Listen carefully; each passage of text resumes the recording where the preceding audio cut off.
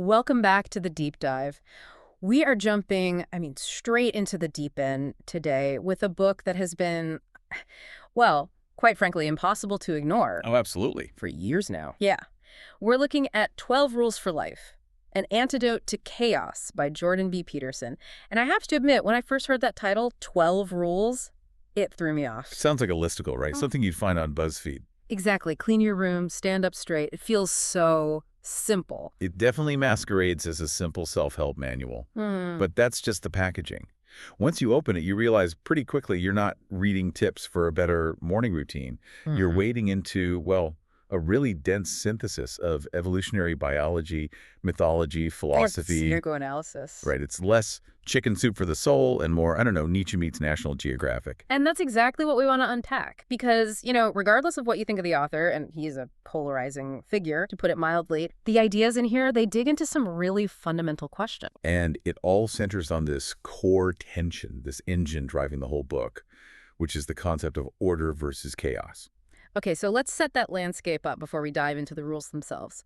He posits that our whole existence is this balancing act between these two forces, but it's not just, messy and clean, is it? No, it's much more primal than that.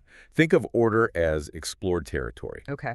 It's the campfire. It's the Shire in Tolkien's world. It's structure, safety, predictability. You know exactly what's going to happen next. Which sounds great. We all like safety. We do, but only up to a point. Mm-hmm. Too much order and everything just calcifies. It becomes static, tyrannical even. And the flip side is chaos. Chaos is the unknown. The dark forest outside the village, the dragon, it's that unexpected phone call, the stock market crashing.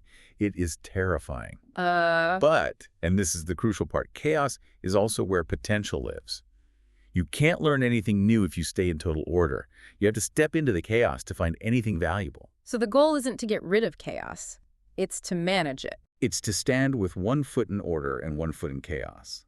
That's the sweet spot. That's the whole idea behind the Taoist yin and yang symbol, the little black dot in the white and the white dot in the black. You need both. And he frames this whole thing against what he sees as a kind of modern crisis. The foreword talks about him as this cowboy philosopher from Alberta who's obsessed with totalitarianism. It's a very strange juxtaposition, yeah. He grew up working manual labor, but his whole intellectual life was spent trying to understand how things like Nazi Germany or the Soviet Union could happen. He has Soviet propaganda posters on his walls at home. As a reminder, he says. A reminder of what happens when people try to engineer a perfect society, perfect order. But the foreword argues that we've swung too far the other way. Into too much chaos. Into moral relativism, the idea that all rules are just oppressive and, what's true for you is true for you. Right. The book argues this is a catastrophe for the human mind. If nothing really matters, then you have no aim. He uses the story of the golden calf for this. I think we all know the basics. Moses goes up the mountain. And the Israelites get bored and build a statue to worship. But his take is that it's not just about idolatry. It's about the absolute terror of freedom. The anxiety of a blank slate. Exactly. When you take away all the rules, people don't suddenly become enlightened, they panic. They become slaves to their immediate impulses, partying, gluttony, because it's easy.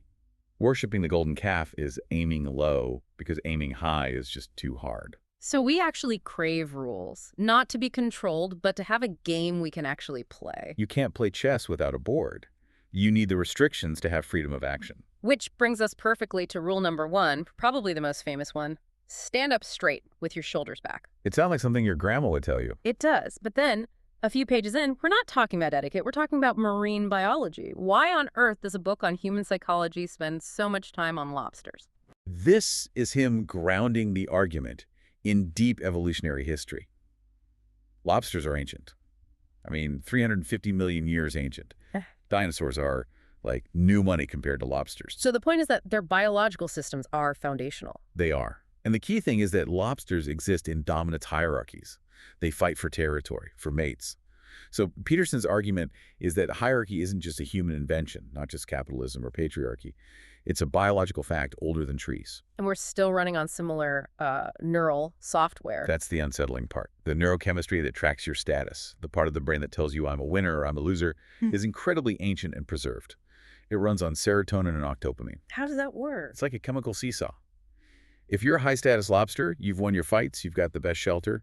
your serotonin is high. Okay. And that high serotonin makes you puff out your chest. You flex. You physically look bigger, more confident. And the loser lobster. Low serotonin, high dopamine. It literally scrunches up. It makes itself look small. It avoids risk.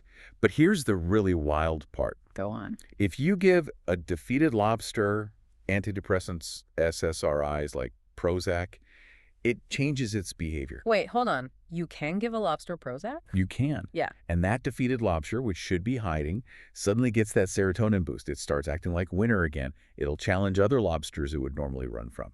The drug hacks that ancient status system. That's just fascinating. It implies that feeling defeated is this chemical signal that goes back hundreds of millions of years. But what about the fights themselves? The book says it's not just immediate violence. No, violence is costly. Yeah. So they have this 4-stage process. Yeah. Stage 1 is just posturing. Stage 2, this is where it gets weird. They shoot jets of liquid at each other from under their eyes. Liquid, I'm guessing not just seawater. It's essentially urine, but it's data-rich urine. It's full of chemicals telling the opponent your size, your health, your sex. They're streaming their resumes at each other. So they can avoid a fight if there's a clear mismatch. Right. But if they are evenly matched and they do fight, the consequences for the loser are severe. How so? It's catastrophic. Yeah. If a dominant lobster is badly beaten, its brain. It undergoes a massive reconfiguration. The book says it dissolves, which is dramatic. But what we're talking about is the neural pathways for dominance being physically stripped away. A subordinate brain architecture takes over. Wow. It becomes physically incapable of handling conflict. Which brings us to what he calls the Matthew principle. From the Bible, right? To those who have, more will be given. And from those who have nothing, everything will be taken. It's a brutal observation. You see it everywhere. A tiny number of authors sell almost all the books. It's also called Price's Law or the Pareto distribution. And this creates a feedback loop. This is the key takeaway for you listening. If you're at the bottom, your serotonin drops. You feel anxious. Because you feel weak, you act weak. You slump. You avoid eye contact. And because you're acting weak, the world treats you like you're at the bottom. Which lowers your serotonin even more. It's a spiral. He uses the example of agoraphobia. Someone has a panic attack at the mall, so they avoid the mall. Their brain says, hey, avoiding the mall kept us safe. The anxiety gets reinforced. Though they can't even go to the grocery store. Their world shrinks to nothing. So bringing it all back to rule 1, stand up straight. This isn't just about good posture, it's a biohack. It's a way to reverse the spin of that feedback loop. By voluntarily straightening up, you're signaling to your own ancient nervous system, that 350-million-year-old calculator in your brainstem, we are not defeated. And that invites the world to treat you differently. Which then raises your serotonin, which makes it easier to stand up straight. You're jump-starting a positive cycle. It's a decision to accept the burden of being instead of shrinking from it. Okay, so we've got this biological reality. We're wired for hierarchy. But that's not the only thing working against us, is it? There's also this psychological piece. Right. Biology might make us feel weak, but our psychology makes us feel unworthy. And this is the perfect bridge to rule 2. Treat yourself like someone you are responsible for helping. He opens this with a statistic that is just baffling. The prescription paradox. It's a well-documented thing in medicine. If you take your dog to the vet and get a prescription... You fill it. You give the dog the medicine perfectly, on schedule. Almost certainly. But if a doctor gives you a prescription... The stats say a third of people won't even fill it, and half of the rest won't take it correctly. And this is for life-saving medication, like anti-rejection drugs after an organ transplant. It's insane. Why? Why do we take better care of our pets than ourselves? It's a deep question. Right. And the book argues it comes down to self-consciousness and judgment. Think about your dog. Your dog is, in a philosophical sense, innocent. Like Adam and Eve before they ate the apple. Exactly. The dog doesn't know it's naked. It has no concept of good and evil, no real sense of its own mortality. It's just pure nature. It's innocent. So we feel it deserves our care. But when we look at ourselves, we see something very different. We are self-conscious. We are aware of our own vulnerability. But even more than that, we are aware of our own capacity for evil. You know every dark thought you've ever had, every lie you've told. Every time you've hurt someone, you know that you have a snake inside you. So we judge ourselves as unworthy of the care we'd give to an innocent animal. We hold ourselves in contempt. We think, why bother saving this person? I know who they really are. They're flawed. So we unconsciously punish ourselves by neglecting our health. We decide we don't deserve the medicine. That's incredibly dark, but it It does ring true, a kind of self-sabotage born from shame. So how does the rule fix this? Treat yourself like someone you are responsible for helping. The key word is responsible. It reframes self-care. It's not about loving yourself because you're so great. It's a duty.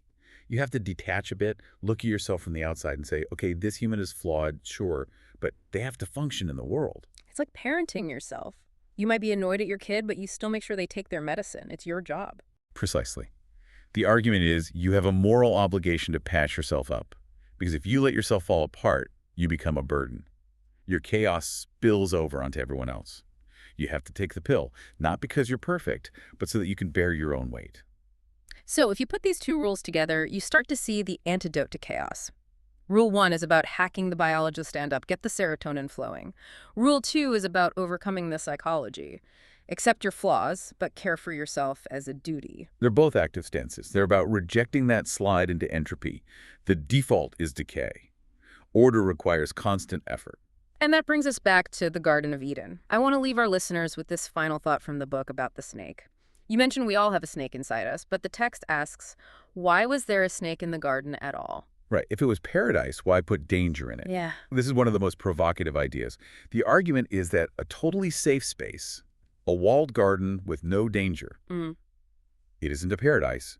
It's a prison of infancy. A prison of infancy. If there's no snake, no chaos, no potential for a wrong choice, then humans can never grow up. We'd stay as helpless children forever. So the snake is actually necessary. The snake, the chaos, is the catalyst for maturity. We have to encounter the danger and struggle with it. That's the only way to forge real strength. We're not meant to be sheltered. We're meant to be strong enough to face the snake and win. That is a powerful place to end. We're not aiming for a life without problems. We're aiming for the strength to handle the problems. That's what a meaningful life is in this framework. Well, there's obviously a lot more, 10 more rules to go, but I think those two really do lay the groundwork. I hope this deep dive gave you some tools for your own chaos today. It's definitely making me think about my posture right now. Speaking of which, let's do one final check. Wherever you're listening to this, in your car, at your desk, just take a second. Shoulders back, chin up. Face the dragon. Thanks for listening. We'll catch you on the next deep dive.